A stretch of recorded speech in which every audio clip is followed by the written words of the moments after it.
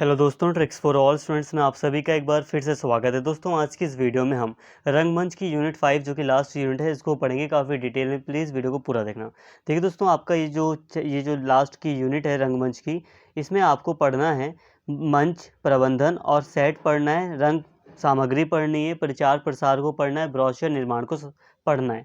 देखिए सिंपल सी बात है, यहाँ पे ये अलग अलग टॉपिक आपको एक ही वीडियो में पढ़ने जो कि एक दूसरे से जुड़े हुए हैं। तो चलिए पहले इजी जो टॉपिक है उनको कवर कर लेते हैं, फिर सारी टोटल आज की इस वीडियो में हम वैसे जितने भी टॉपिक आपको आपकी इस यूनिट में पढ़ना है सबको एक पढ़ेंगे। बस हाँ, थोड़ा जो पहले इजी वाले टॉपिक हैं उनको ख़त्म कर लेते हैं। तो सबसे पहले यहाँ पे हम रंग सामग्री को पढ़ लेते हैं जो काफ़ी ईजी है।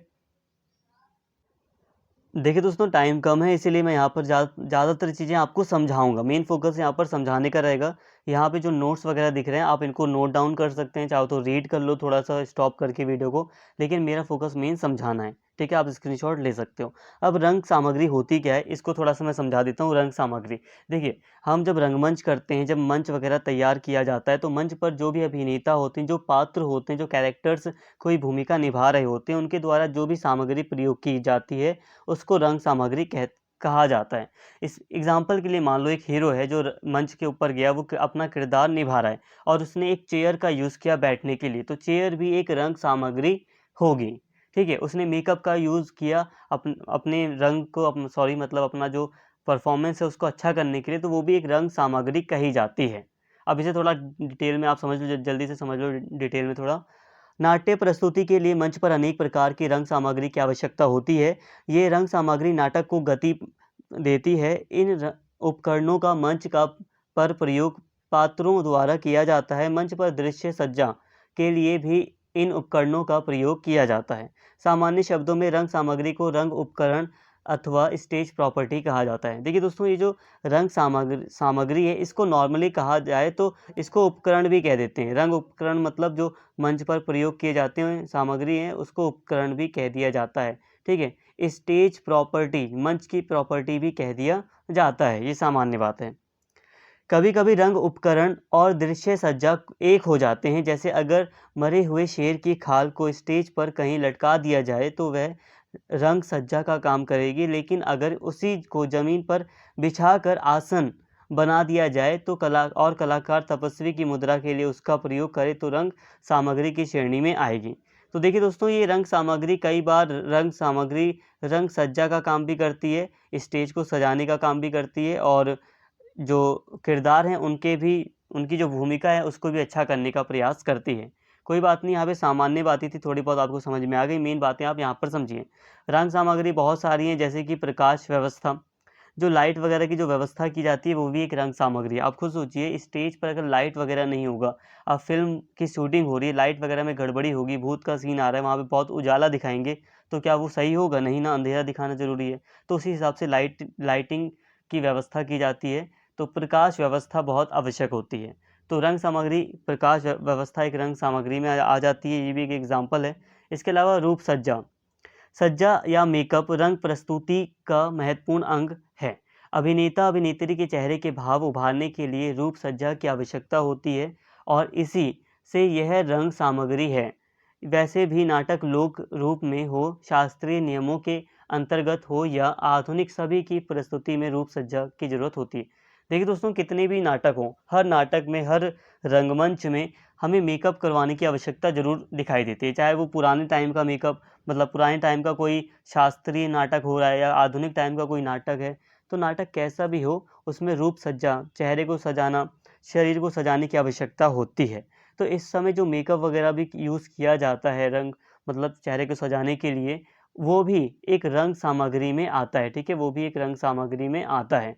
और सिंपल शब्दों में मैंने आपको बता ही दिया था कि जो अभिनेता वगैरह हैं, जो किरदार हैं, उनके द्वारा प्रयोग की जाने वाली वस्तुओं को ही हम रंग सामग्री कह देते हैं। रंग मतलब यहाँ पे मंच है, नाटक है।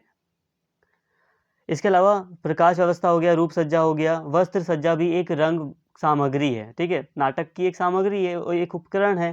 देखो, बिना किसी वस्त्र सज्जा के एक नाटक सही नहीं हो सकता। एक नाटक आपको, देखो आप मान लो अकबर का कोई नाटक किया जा रहा है, ठीक है, अकबर का रोल किसी व्यक्ति को दिया गया, अब उसको कोट पैंट पहना दोगे तो क्या वो अकबर लगेगा? नहीं ना। तो उसी हिसाब से उसको, उसकी वेशभूषा होनी चाहिए, उसका वस्त्र उसी हिसाब से होना चाहिए जो किरदार उसको दिया गया है। तो यहाँ पे वस्त्रों की भूमिका बहुत ज़्यादा है। अगर कोई व्यक्ति अकबर जैसे वस्त्र पहन कर भी आता है तो हम समझ जाएंगे कि हाँ, ये मुग़ल टाइम का कोई राजा होगा या कोई मंत्री होगा। कैसे? वो वस्त्रों के द्वारा हम उसकी पहचान कर लेते हैं। तो इस तरह वस्त्र की भूमिका बहुत ज़्यादा है रंगमंच में। और साथ ही वस्त्र क्या है? वस्त्र एक रंग सामग्री है, ठीक है? नाटक का एक उपकरण है। और ये जो वस्त्र है, देखिए यहाँ पर नाटक में वस्त्र सज्जा हमेशा पात्र, चरित्र, देशकाल और वातावरण के अनुरूप होनी चाहिए, जिससे वातावरण निर्माण होता है। नाटक के कथानक और वातावरण के अनुसार पात्रों की वेशभूषा नाटकीय प्रस्तुति को जीवंतता प्रदान करती है। देखिए दोस्तों, जो नाटक किया जा रहा है, जो रंगमंच में जो नाटक हो रहा है मंच के ऊपर, उसमें जो वस्त्र सज्जा होती है वो हमेशा उस नाटक से जुड़ी हुई होनी चाहिए, ठीक है? किसी और नाटक की या कहानी की वस्त्र नहीं पहना दिए जाने चाहिए किरदार को। इसके अलावा वो देशों के ऊपर भी डिपेंड करता है कि किस देश के मतलब किस स्थान पर वो रंगमंच या नाटक किया जा रहा है। जैसे अगर केरल में कोई नाटक किया जा रहा है और केरल में कोई पंजाबी नाटक किया जा रहा है तो वो अलग होगा वहाँ पर। कहने का मतलब है कि मान लो कि केरल में कोई नाटक किया जा रहा है, ठीक है? नाटक पंजाबी है लेकिन वहाँ पे वस्त्र जो केरल वासी जो पहनते हैं वही वस्त्र पहनाए गए हैं, तो वो नाटक नाटक नहीं रह जाएगा, वो सही नहीं बैठेगा। अगर जो भी नाटक हो रहा है वो उसी स्थान का ही मतलब वस्त्र वगैरह उसी नाटक से संबंधित वस्त्र उसे पहनने होंगे। इसके अलावा ध्वनि एवं संगीत। देखो, आपने कई बार कई सारे शो देखे होंगे, आप नॉर्मली नाटक वगैरह आप देखती हो, मूवीज़ हो गई, तो आप उसमें ध्वनि आवाज़ सुनते होगे, कई सारे गाने बजते रहते हैं। संगीत नॉर्मली बीच-बीच में संगीत भी बजता है। धुन आपने सुनी होंगी। आपने कपिल शर्मा शो देखा होगा, आपने साइड-साइड में देखा होगा, मान लो यहाँ पे बीच में कपिल शर्मा है, तो कपिल शर्मा के साइड-साइड में यहाँ पे धुन वगैरह बजाने के लिए जो लोग होते हैं, म्यूजिशियन वगैरह, वो यहाँ पर बैठे रहते हैं। वो टाइम अकॉर्डिंग टू सिचुएशन वो संगीत बजाते रहते हैं। तो इस तरह एक नाटक में संगीत की भूमिका बहुत ज़्यादा होती है और ये भी एक रंग सामग्री है। क्या है ये? एक उपकरण है रंग सामग्री का, ठीक है? मतलब नाटक का ये भी उपकरण है। तो यहाँ पे हमने एक टॉपिक काफ़ी आसानी से समझ लिया। एक टॉपिक बहुत आसानी से हमने समझ लिया, रंग सामग्री। हमें बहुत सारे अभी टॉपिक पढ़ने हैं। हम यहाँ पे ईज़ी टॉपिक को सबसे पहले उठा रहे हैं, जो कि रंग सामग्री से संबंधित था।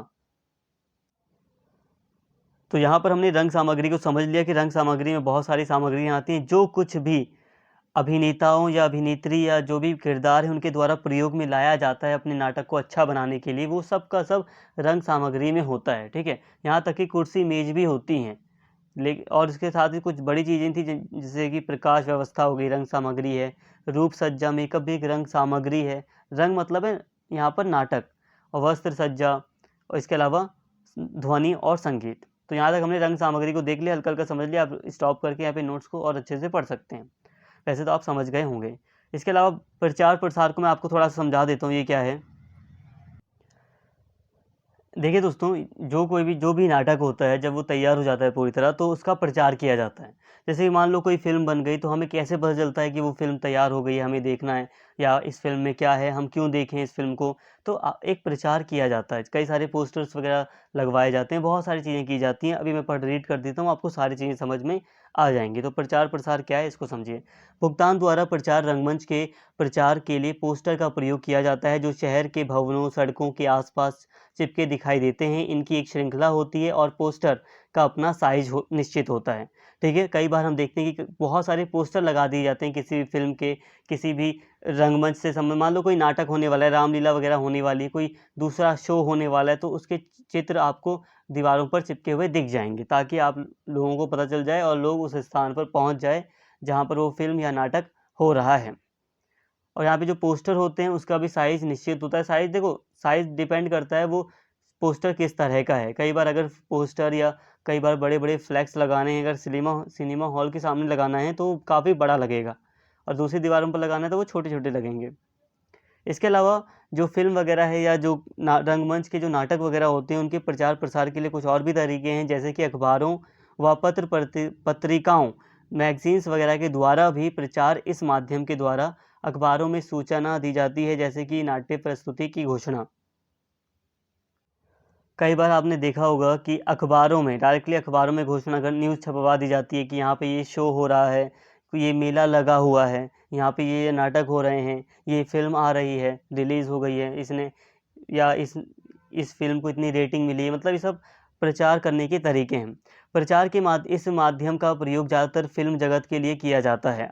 मीडिया कर्मियों के द्वारा भी नाट्य प्रस्तुति की घोषणा की जाती है ताकि अधिक से अधिक लोगों तक सूचना पहुंच सके। ठीक है। प्रचार हेतु कर्तव्य रखना।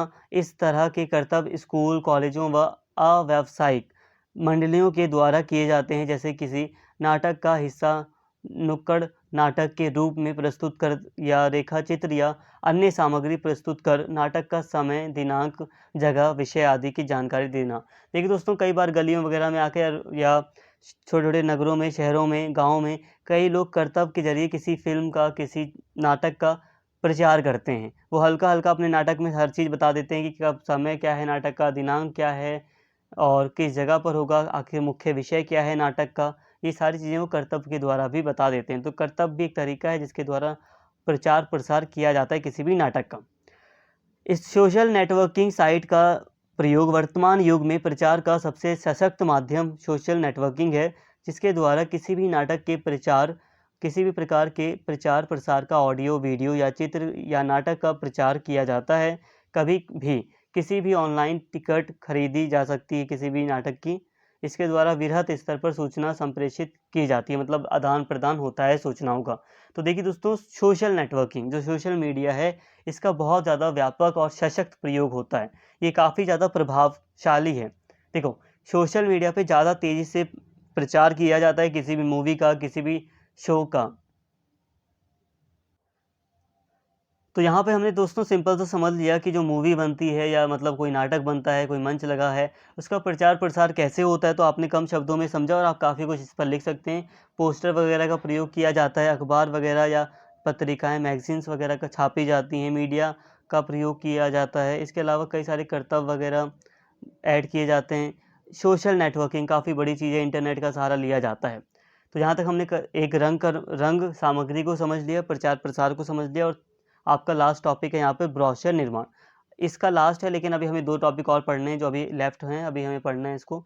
ब्रोशर निर्माण मैं आपको समझा देता हूँ। देखो क्या होता है कि जब सारी चीज़ें बन जाती हैं तो एक बार एक दस्तावेज में सारी चीज़ें लिख ली जाती हैं, जैसे कि नाटक का नाम, नाटक में प्रमुख किरदार कौन-कौन से हैं, निर्देशक का नाम वगैरह या जो रंग जिसने मंच को सजाया है और जो दूसरे प्रमुख व्यक्ति हैं उनके नाम, नाटक का जो प्रमुख विषय है वो एक सामग्री के तौर पर एक दस्तावेज में हल्का-हल्का इन सभी चीज़ों को लिख दिया जाता है। एक छोटी-सी मैगज़ीन टाइप में इन सभी चीज़ों को ऐड कर लिया जाता है और यही होता है ब्रोशर निर्माण। इससे ज़्यादा डिटेल में आपको नहीं पढ़ना।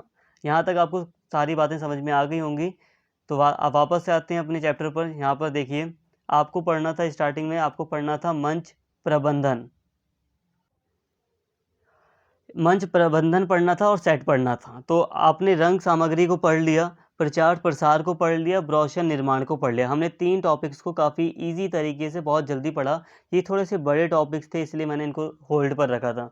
तो मंच प्रबंधन क्या है, सेट क्या है, इसको समझ लेते हैं। दोनों एक ही चीज़ हैं, साथ में ही चलेंगी। तो मंच प्रबंधन क्या है इसको देखिए।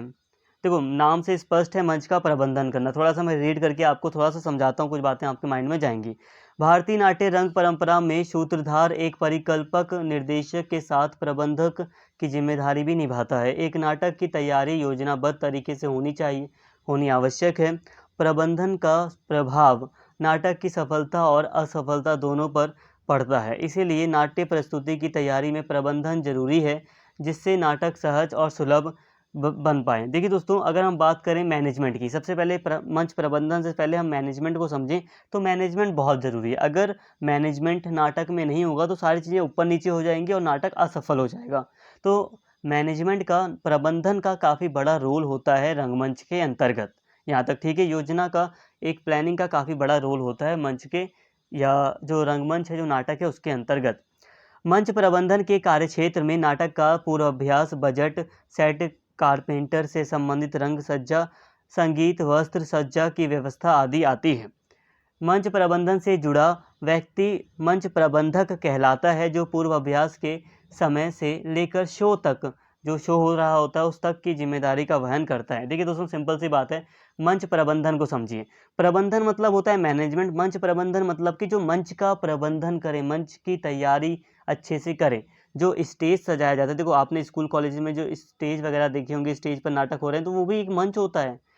तो मंच को पूरा व्यवस्थित करना कि मंच कैसे लगा है, पर्दे वगैरह कैसे हैं, चाहे कोई बड़ी फिल्म बन रही हो, कोई नाटक हो रहा हो, तो जो मंच तैयार किया जाता है वो एक प्रबंधक के द्वारा किया जाता है, जिसको हम कहते हैं मंच प्रबंधक। ठीक है, मंच तैयार करवाना, इसके अलावा जो बजट है मंच से संबंधित उसकी देखरेख करना, जो रिहर्सल है सभी लोगों का ये भी देखना, कारपेंटर से संबंधित, जो कारपेंटर इसलिए क्योंकि जो कारपेंटर होता है वो मुख्य रूप से मंच को तैयार करवाता है, तो कारपेंटर से हमेशा संपर्क बनाए रखना, सेट वगैरह जो तैयार हो रहा है उसकी देखरेख करना। कुल मिलाकर कहा जाए तो मंच प्रबंधक पूरी तरह मंच की तैयारी की निगरानी करता है। पूरी तरह इसकी जिम्मेदारी होती है कि जो मंच है वो पूरी तरह रेडी हो किरदारों के लिए।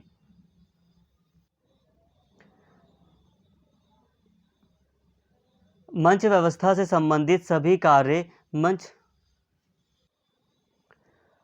व्यवस्था से संबंधित सभी कार्य मंच व्यवस्थापक की देखरेख में होते हैं।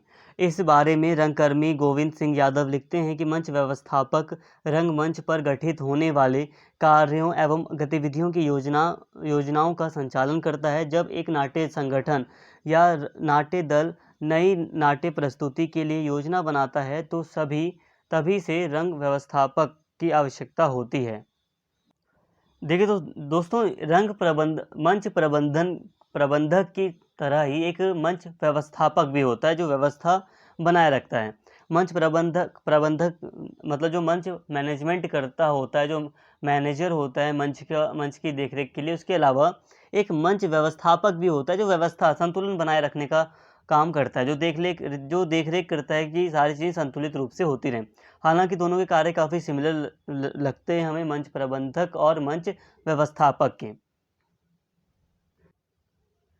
लेकिन आप इतना मान लो कि आप यहाँ पे कंफ्यूज मत होइए, आप बस इतना मानकर चलिए कि जब एक नाटक बन भी जाता है तभी से, जब एक नाटक बनाया जाना शुरू हो जाता है, उसको हकीकत में रिहर्सल वगैरह जब शुरू किया जाता है, जब किरदारों को उनकी भूमिका बताई जाती है, तभी से एक मंच को पूरी तरह प्रबंधित नहीं, मतलब पूरी तरह मैनेजमेंट करने की आवश्यकता, पूरी तरह व्यवस्थित करने की आवश्यकता महसूस की जाती है।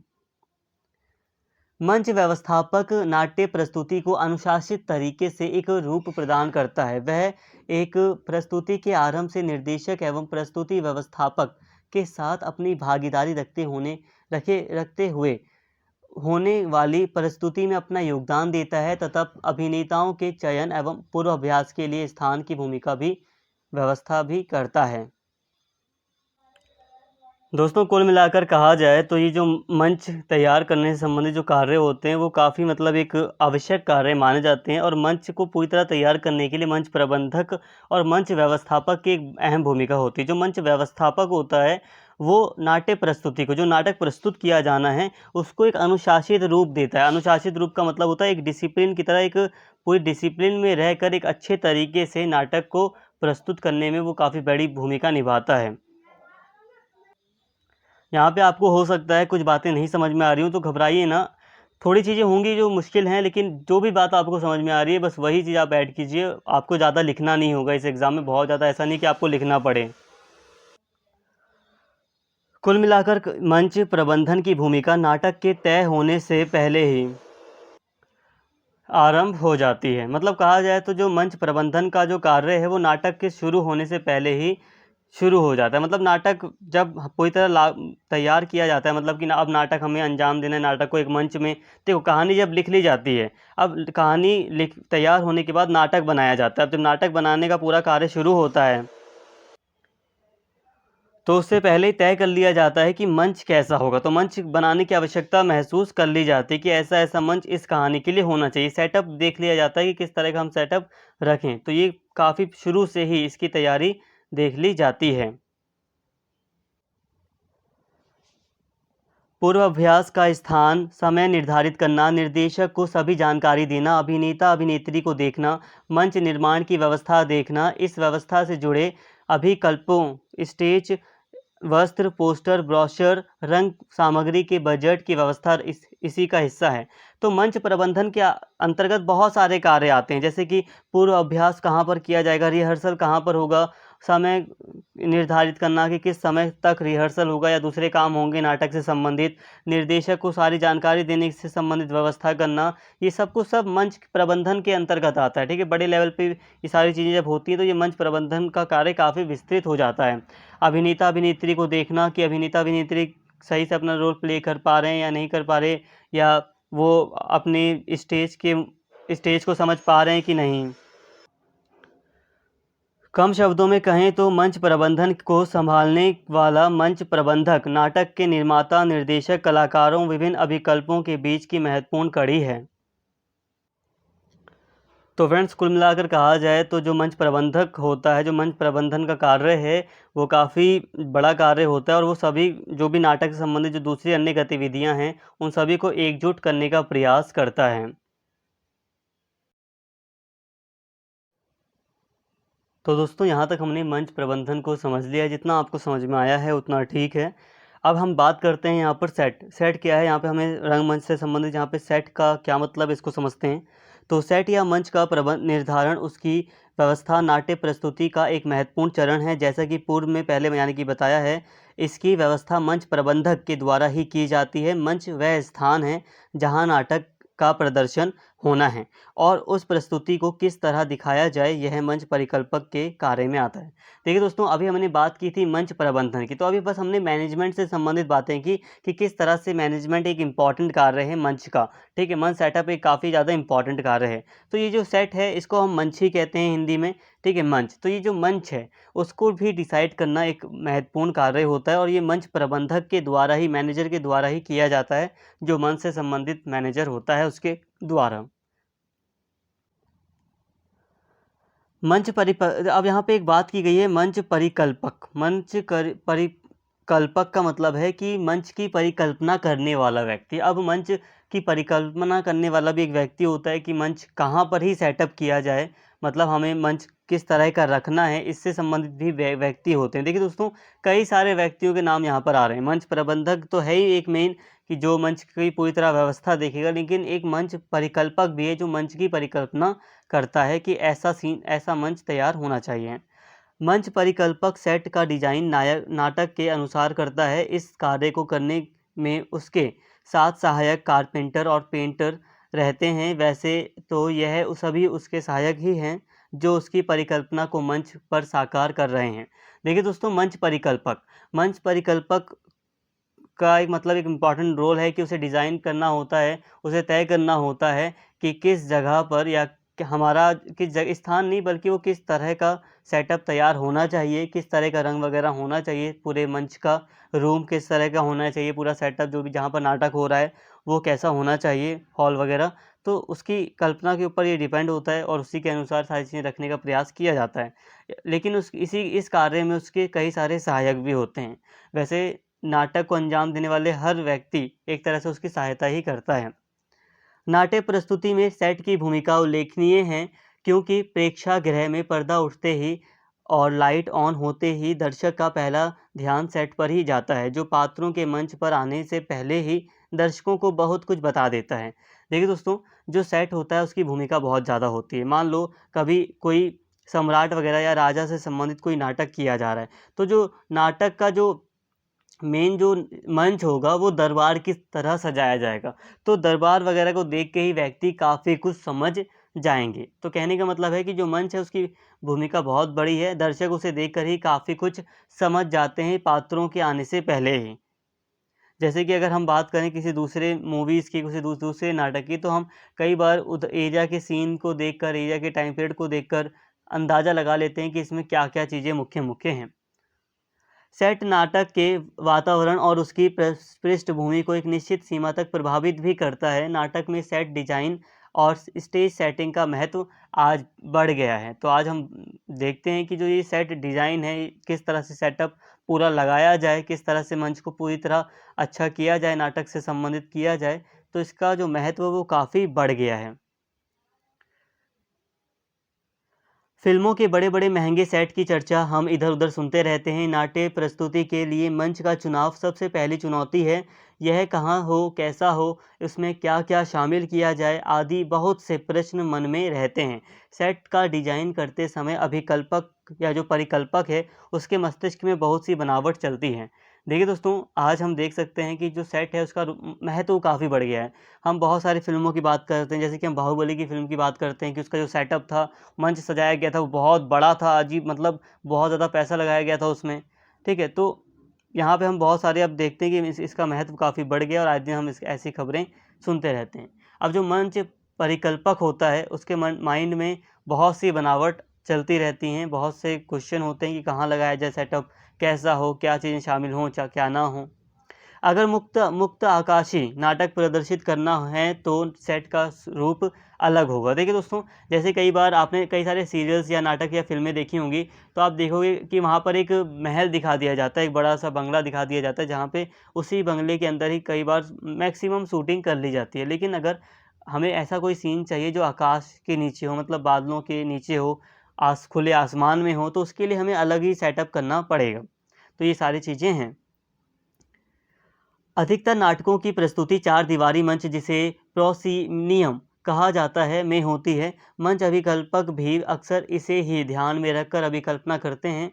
हालांकि नाट्य प्रस्तुति का स्थान नाट्य की योजना से ही आरंभ हो जाता है। देखिए, मैंने अभी आपको स्टार्टिंग में ही बता दिया, तो नॉर्मली क्या होता है कि चार दीवारी के अंदर या एक घर के अंदर ही पूरे का पूरा सीन सोच लिया जाता है। कई सारी शूटिंग एक घर के अंदर ही सोच ली जाती है, और जो मंच अभिकल्पक होते हैं वो मुख्य रूप से वो खुद भी एक घर के अंदर ही ज़्यादातर शूटिंग की अभिकल्पना करते हैं, ठीक है? हालाँकि कई बार बाहर भी शूटिंग की जाती है। तो इस तरह हम देखते हैं कि जो मंच सेटअप करना है, इसका महत्व नाट्य प्रस्तुति में बहुत ज़्यादा बढ़ गया है, और इसी कारण से एक योजना बनाकर नाटक जब शुरू होने वाला होता है, उससे पहले से ये योजना बनाई जाती जाती रहती है कि मंच हमें कैसा लगाना है, कहाँ पर लगाना है। सेट का निर्माण और उसकी परिकल्पना की अनेक संभावनाएँ हैं, तो कुछ सीमाएँ भी हैं। जैसे अगर रंगमंच की ही बात की जाए तो उसकी लंबाई-चौड़ाई सीधे-सीधे सेट की लंबाई-चौड़ाई पर असर डालेगी, क्योंकि दृश्य सज्जा में थोड़ी कोताही की जा सकती है, लेकिन सेट निर्माण में नहीं। अब देखिए दोस्तों, यहाँ पर जो सेट निर्माण किया जाता है उसकी परिकल्पना की अनेक संभावनाएँ हैं। हम अनेक तरह की उसकी उसकी परिकल्पना कर सकते हैं। जैसे कि हम अनेक तरह से सोच सकते हैं कि ऐसा मंच होना चाहिए, ऐसा मंच होना चाहिए, लेकिन इसमें कुछ लिमिटेशंस भी हैं।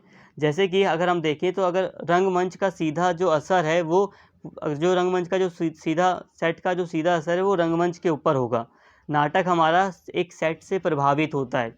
जैसे कि मान लो हम शूटिंग कर रहे हैं, अब शूटिंग के दौरान हमने हम शूटिंग करना चाहते हैं एक रेगिस्तान की एरिया की, लेकिन हमने नॉर्मल एरिया चूज़ कर लिया है, सेटअप हमने ऐसा बनाया है जो रेगिस्तान लग ही नहीं रहा, मैच ही नहीं कर रहा, ठीक है? जो सही से मैच भी नहीं कर रहा कि वो रेगिस्तान है या नहीं।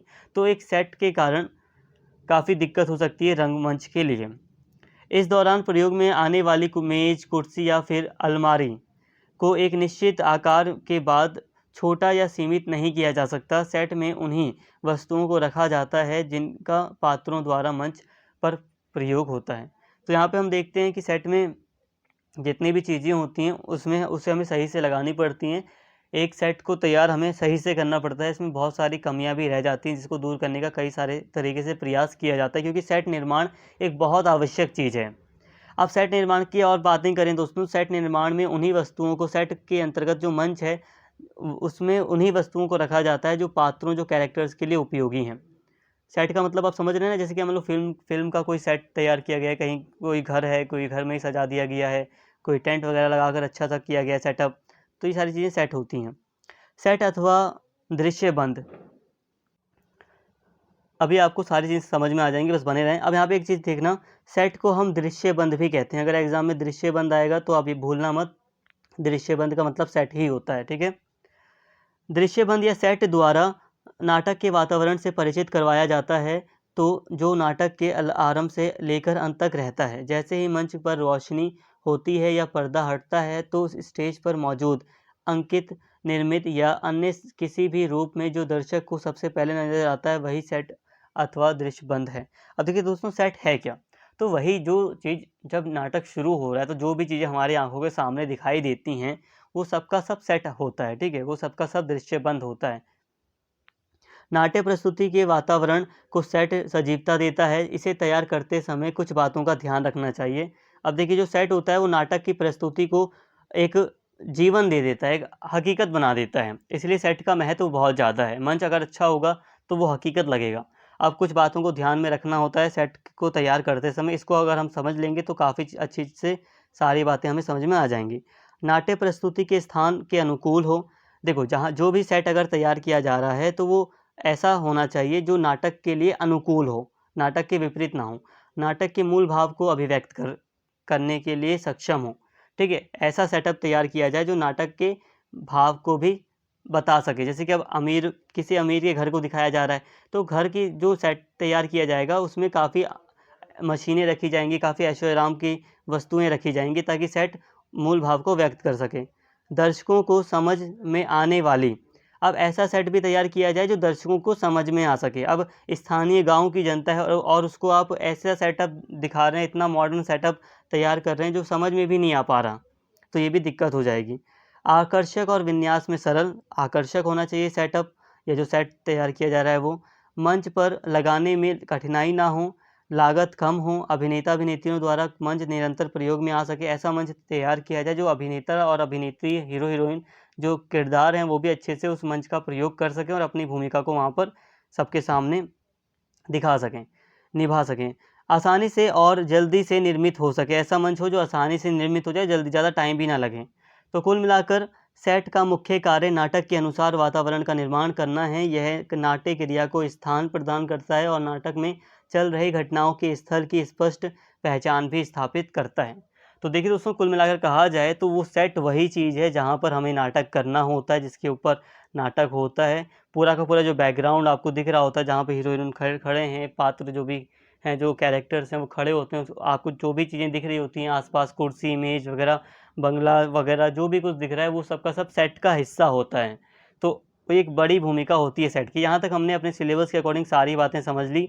यहाँ पर आपको जितनी भी बातें समझ में आई हैं, ठीक है, नहीं आई तो एक बार आप वीडियो को और देख लेना। और जितनी भी बातें हमने सीखी हैं, आपको जितनी चीज़ें समझ में आ रही है उतना ठीक है। थोड़ा हार्ड टॉपिक था मंच प्रबंधन और सेट वाला। क्यों हार्ड था? क्योंकि ये दोनों चीज़ें एक दूसरे से मिल जा रही थी, लेकिन ज़्यादा हार्ड आपका पेपर आएगा नहीं अगर आपने सारा सिलेबस पढ़ लिया है तो। मुख्य रूप से आपको बस सिलेबस पर ध्यान देना था। उम्मीद करता हूँ सारी चीज़ें आपको समझ में आ गई हैं। इसी के साथ लगभग आपका रंगमंच का जितने भी चैप्टर्स थे वो ख़त्म होते हैं। उम्मीद करता हूँ सारी बातें आपको समझ में आ गई होंगी। अगर वीडियो आपको अच्छी लगी हो तो प्लीज़ चैनल को सब्सक्राइब कर लें, वीडियो को लाइक करें, शेयर करें। Thank you.